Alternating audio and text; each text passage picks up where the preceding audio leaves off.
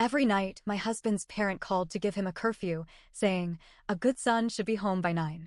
My husband sighed and said, it's just a small rule. I smiled, grabbed my coat, and said, great. Because I just booked a hotel for myself. Their faces dropped as I walked out the door. Let me start by saying I love my husband. Or at least I did. But I never thought I'd end up married to a man whose parents still controlled his bedtime. It started small. The first time I noticed it, we were watching a movie at home, something light, popcorn on the coffee table, dim lighting, the usual cozy evening. His phone rang at exactly 8:45 p.m. I didn't think much of it until I saw the name on the screen. Mom. He sighed, answered, and the conversation went something like this. Yes, Mom. No, I didn't forget. Yes, I'll be home soon. I turned to look at him. Home. He looked a little embarrassed. They just check in. They like to know I'm okay. We had been married for almost 3 years. We lived together. This was his home. I let it slide. One weird phone call wasn't worth making a big deal over. But then it happened again. And again. And again. No matter what we were doing, where we were, or how important the moment was, the call always came at 8:45 p.m. Every single night. I noticed how he tensed up when it rang. How his face changed. How his voice dropped when he answered, like a kid about to get scolded. Some nights, we'd be at a restaurant, enjoying dinner, maybe laughing about our day. Then, buzz, buzz, buzz, the mood changed instantly. He'd pick up, listen quietly, and then he'd say it. Yes, Mom. Yes, I know. Yes, I'll be home soon. And the worst part? He meant it. The first time he actually left early because of their calls, I was speechless. We had planned a date night, movie, late night ice cream, maybe a slow walk back home. But the moment 9 p.m. hit, he shifted in his seat and said, I should probably go. Not, we should go. Not, are you ready to head out? Just, I should go. Then he had the nerve to kiss my forehead and tell me I could stay out as long as I wanted. Like he was some father figure giving me permission. I should have shut it down then and there. But I didn't. I thought, it's just a phone call. It's just a habit. He'll grow out of it. Months passed. The phone calls didn't stop. Neither did his need to be home by 9. At first, I tried being reasonable. I asked questions. Why do they still call you like this? His answer? It's just how they are. Why do you listen? It's just easier. But you're an adult. They worry. But you're married. They've always done this. I realized then that this wasn't just his parents being overbearing. He didn't just tolerate it. He let it happen. Because arguing with them was harder than obeying. And I was supposed to just accept that. Our anniversary was coming up, and I wanted to do something special. I booked a beautiful rooftop dinner at a fancy restaurant in the city. Chicago skyline, candlelit table, expensive wine, the works. Then, after dinner, I had one more surprise. I had booked us a night at a luxury hotel. A full night. No interruptions, no schedules, just us. I wanted him to enjoy it. I wanted us to enjoy it. Then, 8:45 p.m. rolled around. His phone buzzed. I watched him look at it. His jaw clenched. He let it ring twice. Then, as if on autopilot, he picked up. Yes, Mom. I know. I understand. Yes, I'll be home soon. I stared at him. I waited for him to laugh, to shake his head, to tell me he was just humoring them. He didn't. Instead, he looked at me, almost apologetic, and said, I won't be too long. Like it was normal for a man to leave his wife on their anniversary because his parents told him to go home. I felt something inside me snap. I took a slow breath. I smiled. I picked up my purse, stood up, and said, great. Because I just booked a hotel for myself. Then I turned and walked out. As I walked away from the table, I could hear him scrambling behind me. The clatter of silverware, the sound of his chair scraping against the floor. Wait, hold on, he called. I didn't stop. I stepped out onto the street, the crisp Chicago air hitting my face. My heart pounded in my chest, but I kept my steps even, controlled. I wasn't mad. I was done. He caught up to me, grabbing my wrist gently. You're not serious.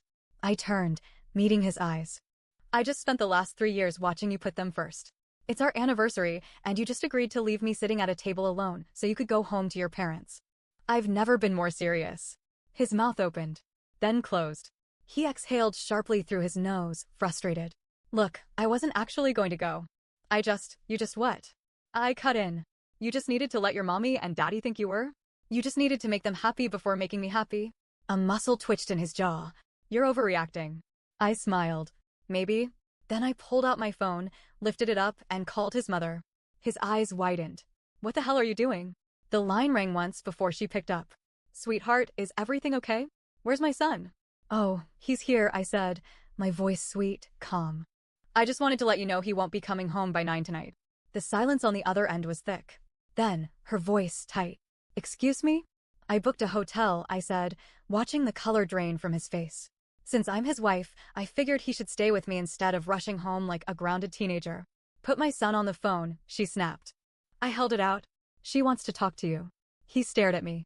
I saw the war happening inside his head. If he took the phone, he was playing into it. If he didn't, he was defying her. I saw the moment he made his choice. His jaw set. He took the phone. Mom, he said, voice low. I couldn't hear what she was saying, but I didn't need to.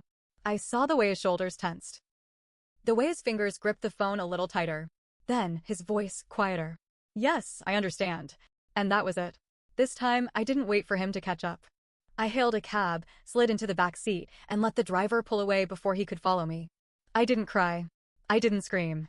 I just sat there, watching the city lights blur past the window, feeling years of frustration finally settle into something solid. I checked my phone. Nothing. No texts. No calls. Good. When I got to the hotel, I checked in, took the elevator up, and let myself into the gorgeous suite. Floor-to-ceiling windows. A huge bed. A bottle of champagne chilling by the window. It should have felt lonely. Instead, it felt like freedom. I kicked off my shoes, poured a glass of champagne, and sat down on the couch, staring at my phone. Still nothing. I could see the choice ahead of me. I could let it go. I could wait for him to come crawling back, let him fumble through an apology, let him promise to do better. Or I could finally make him see what this was doing to me. I unlocked my phone and typed out a message. Me, since you're home by 9 every night, I figured you wouldn't mind if I started making my own plans. Enjoy your bedtime routine. I hit send. Then I turned off my phone. I took a long, slow sip of my drink. And I waited. I woke up to the soft hum of city traffic outside the hotel window. The sheets were crisp, the pillows plush, and the bed empty. I checked my phone. No missed calls. No messages. He hadn't even tried. I wasn't sure what I expected. A frantic text? An apology? A fight? Instead, I got nothing. The realization hit me harder than his mother's calls ever had. I had spent 3 years thinking I was competing with his parents for space in his life. But now, I wasn't sure I had ever been a contender. Maybe this wasn't just about his curfew. Maybe it wasn't about his mother's control. Maybe he just didn't care enough to fight for me. I had just stepped into the hotel shower when my phone finally rang. I expected it to be him. It wasn't. It was his father. I let it go to voicemail. Then, out of curiosity, I played it back. His dad's voice was gruff, short. We need to talk. Come to the house. No, hello. No, are you okay? Just a command. Like I was another one of their children. I stared at the phone. I had half a mind to ignore it. But a part of me wanted to see how deep this rabbit hole really went. I drove straight to their house. I didn't call ahead. I didn't warn them. I just parked, got out, and knocked on the door. His mother opened it. The moment she saw me, her expression turned cold. Not angry. Just disappointed. Like I was some rebellious teenager who had embarrassed the family. Where is he? I asked. She stepped aside without a word, letting me in. I found him sitting in the living room, staring at the floor like a kid caught skipping class. His father stood behind him, arms crossed. So, his dad said, "You're making trouble." I laughed. Actually laughed. You think I'm the problem? His father's expression didn't change. My son came home last night to a locked door. That caught me off guard. I turned to my husband. You went home. He looked at me, and for the first time, I saw something real in his eyes. Not guilt. Not shame. Fear. I knew then that he hadn't made a choice. Not really. His parents had decided for him. His father cleared his throat. Let's talk like adults. His father sat down across from me, elbows on his knees, staring me down like I was a problem he needed to solve. His mother perched stiffly on the couch, her lips pursed so tightly they were almost white. I should have been nervous. Maybe I was. But mostly, I was angry. You said we should talk like adults, I said, keeping my voice calm. So talk. His dad wasted no time. You're tearing this family apart. I blinked. Excuse me? His mother sniffed. He never used to act like this before you came along.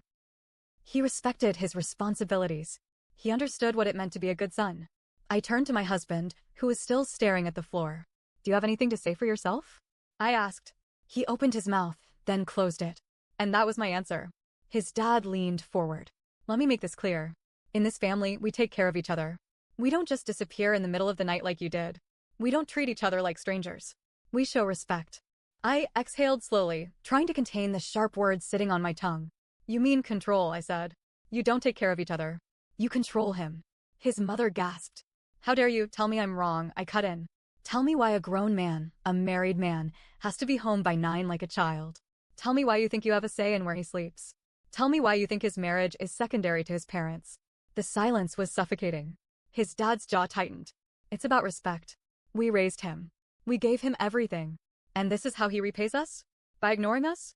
By putting some hotel stunt over his own family. I turned to my husband. Are you hearing this? They don't see you as a man. They see you as a child they still own. His hands curled into fists, but he didn't look up. His mother's voice went sharp. You will not turn our son against us. I let out a bitter laugh. I don't have to. You're doing that all on your own. And then, finally, he spoke. Enough. His voice wasn't loud, but it cut through everything. We all turned to look at him. He lifted his head and let out a shaky breath. I can't, he stopped, swallowed. I can't do this anymore.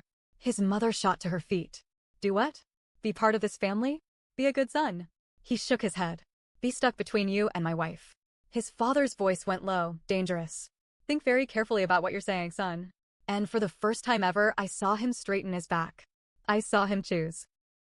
I am thinking carefully, he said. And I should have done this years ago. His mother clutched her chest like he had physically struck her. You're choosing her over us? He turned to me, met my eyes. Yes. I felt my breath catch. His mother started crying. His father stood up, shaking his head, like he couldn't even look at him anymore. But I didn't care. Because for the first time in 3 years, I saw my husband. Not their son. Not their obedient little boy. Just him. We left. His mother sobbed behind us, begging him to stop, but he didn't turn around. His father didn't say a word. We walked out into the cold night, and I braced myself for the next battle, because there was always a next battle. But when I turned to him, expecting doubt, guilt, regret, I didn't see any of it. Just relief. I should have done that a long time ago, he murmured. I exhaled a shaky laugh. Yeah, you really should have. And for the first time in years, we went home together. On our time.